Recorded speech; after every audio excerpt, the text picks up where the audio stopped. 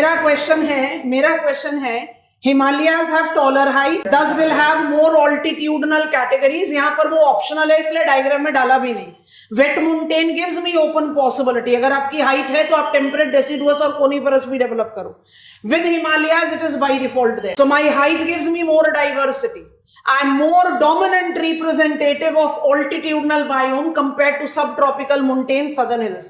But still, southern hills have something which we don't have in Himalayas. अब virtual class की तो आंखें खुल गई, अब सबकी आंख खुल गई अब सबने आंसर दे दिया। Southern hills have both the slopes as habitat, and Himalayas will only have southern slope, northern slope नहीं। अच्छा, इमेजिन करना, क्योंकि हमारे पास कोनिकल डायमेंशन को जज करने का समय नहीं बचा है, क्वेश्चन पेपर एनालिसिस लेना है। हम ट्रांस हिमालयाज में गए, लोकेशन को रिकॉल करना।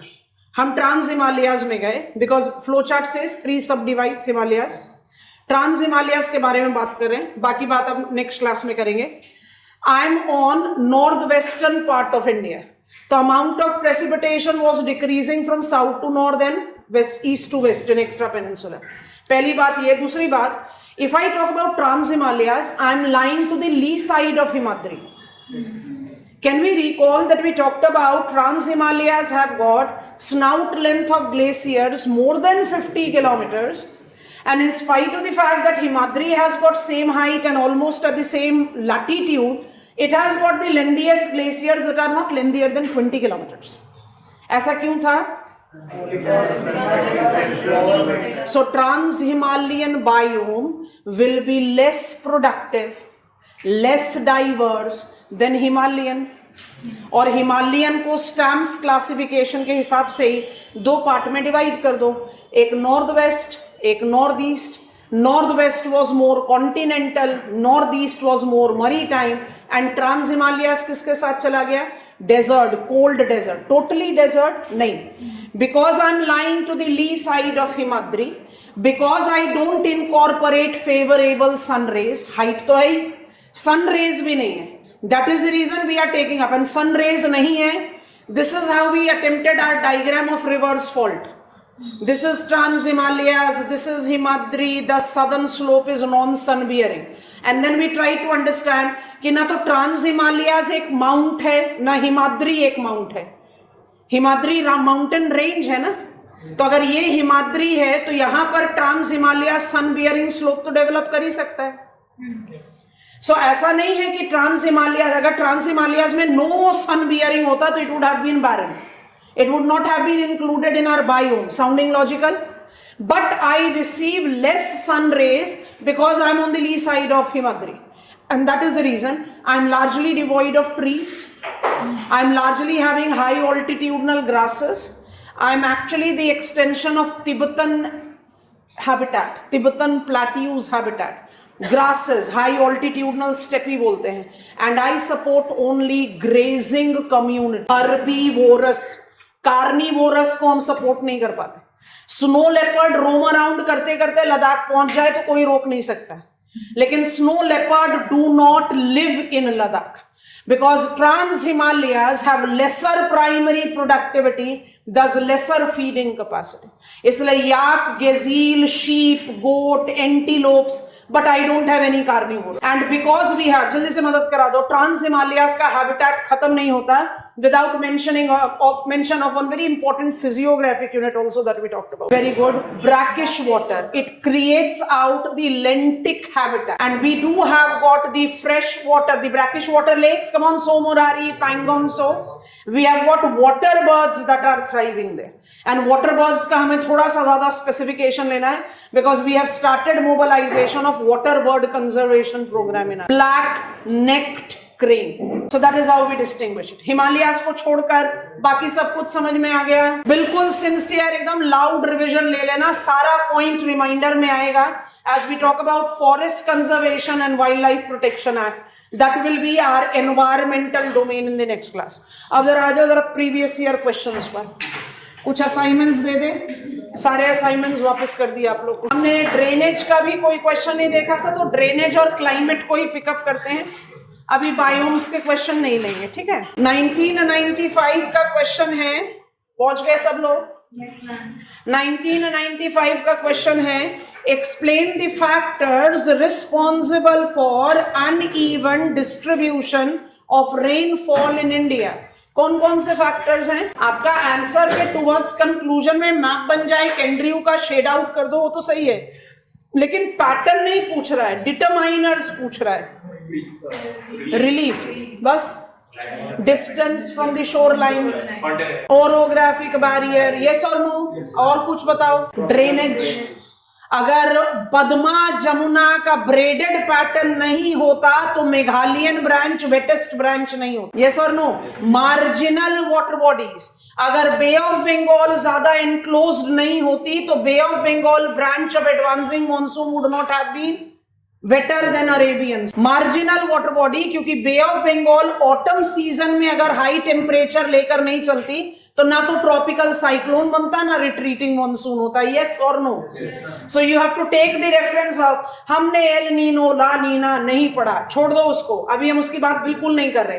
What are the factors that regulates precipitation pattern in India? आपकी आंसर की शुरुआत होनी चाहिए, precipitation seasons in the country is advancing and retreating monsoon. However, we do experience some showers in winter as well as dry summer. Principal season advancing और retreating monsoon है तो principal domain उनके साथ बात कीजिए। वहां पर distance from the shoreline, orographic barrier, along with the marginal water bodies, braided pattern of the stream, इनके बारे में बात करके केंड्रियो का मैप बनाओ, more than 200, 100 to 200, less than 100 centimetres. उसके बाद कंक्लूजन में लेकर आइए, local winds effectivity 10 mango showers and western disturbances effectivity 10 winter precipitation. Yes और नो, वो भी तो फैक्टर्स हुए, लोकल विंड भी आएगा और वेस्टर्न डिस्टर्बेंस भी आएगा। ठीक है, असाइनमेंट क्वेश्चन 1 20 मार्कर ही हम समझ के चलते हैं ताकि हम कम से कम इलाबोरेटली लिख सके, हमारे पास रेडीमेड आंसर हो जाए, फिर श्रिंक तो हम आराम से कर ही पाएंगे। ये आपका पहला असाइनमेंट क्वेश्चन है, ठीक है। अच्छा, आगे बढ़ते हैं। 2003 का क्वेश्चन रीड कर रहे हैं, 2003 से पहले जरा 2002 का क्वेश्चन रीड करें। Explain the origin, mechanism and characteristics of summer monsoons in India. ना तो ओरिजिन पता है ना मैकेनिज्म पता है। ओरिजिन का एक पॉइंट पता है, Southeast trade due to exceptional bent of ITCZ becomes southwest monsoon, but that is incomplete. I am not aware of origin and mechanism, but I am aware of characteristics of summer monsoon. मतलब characteristics में क्या करना पड़ेगा? Arabian Sea, Bay of Bengal branch. अच्छा, इसी question को थोड़ा सा मैनिपुलेट कर दें। Explain the characteristics of Indian monsoon. Origin और मैकेनिज्म तो हमें नहीं पता, तो हमने क्वेश्चन को चेंज कर दिया है।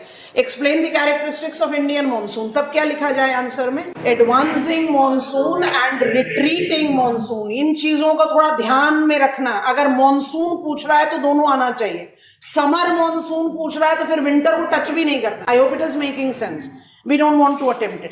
अब हम 2003 का क्वेश्चन पढ़ रहे हैं और उसी का काफी रेपिटेटिव एलिमेंट है, तो we are selecting this as our assignment question. Highlight the salient differences between Himalayan and peninsular drainage system. Drainage का एक क्वेश्चन का तो असाइनमेंट बनता है ना। थोड़ा सा आगे बढ़े, 2008 का क्वेश्चन है, distinguish between Himalayan and peninsular system, है ना। थोड़ा और आगे बढ़ जाए, 2011 का क्वेश्चन है, present a comparative analysis of regimes of Himalayan and peninsular rivers of India. उसके आगे वाला पार्ट एग्रीकल्चर में पढ़ेंगे, अभी नहीं पढ़ा है। And examine their implication in irrigation systems of India, irrigation infrastructural input of Indian agriculture में पढ़ेंगे, इसलिए उस पार्ट को रीड नहीं किया।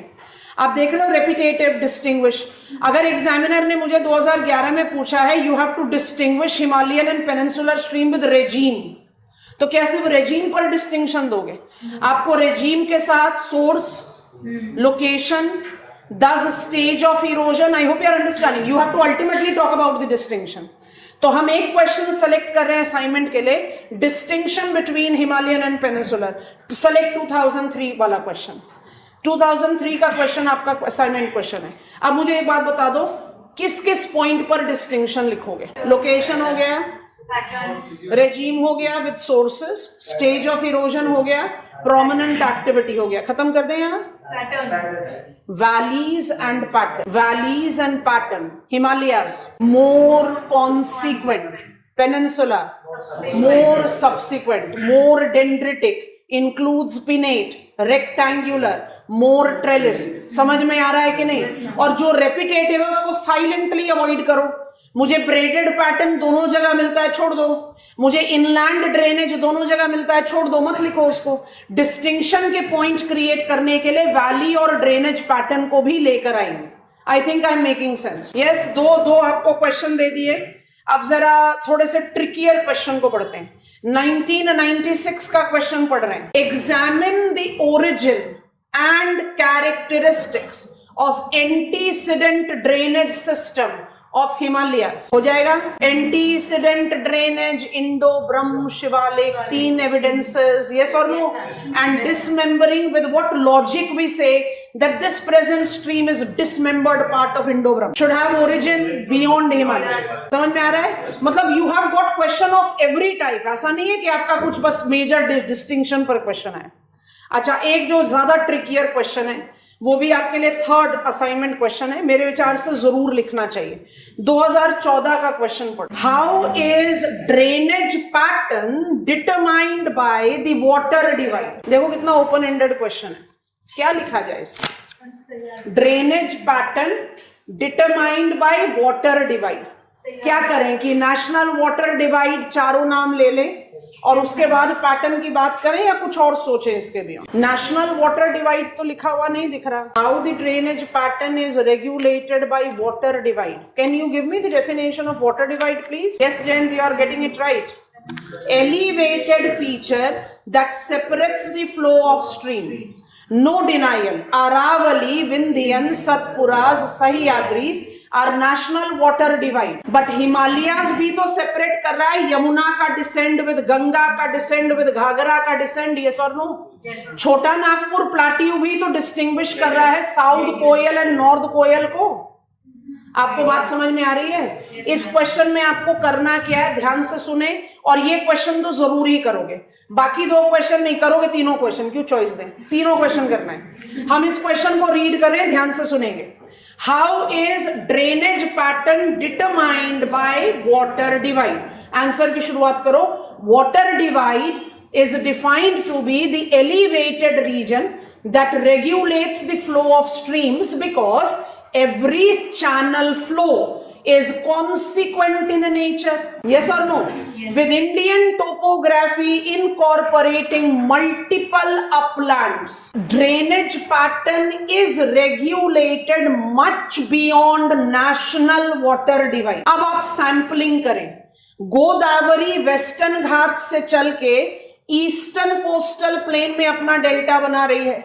Which type of pattern it has created? Dendritic.